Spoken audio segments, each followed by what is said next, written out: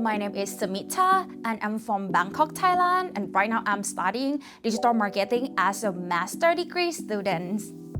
The best bit that I like is from the first semester, you got a chance to work in a real life situation. They have the actual client for you to brief you a project and then you have to deliver the solution for them. So I think it's like a simulation.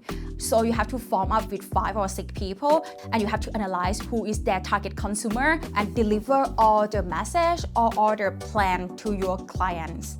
Last semester taught me a lot about how to analyze all information into the action plan. Study in London made me feel very happy because after the class you have so many activities that you can do, and also I have so many international friends to learn new languages and also the cultures.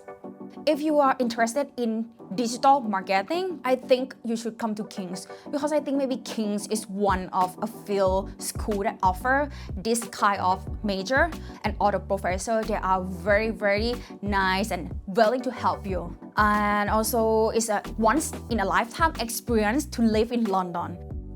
I think I have planned to go back to my country because I want to get from what I learned in UK to apply in my Thai community. I think it's very important to go back and help develop in terms of digital marketing in Thailand.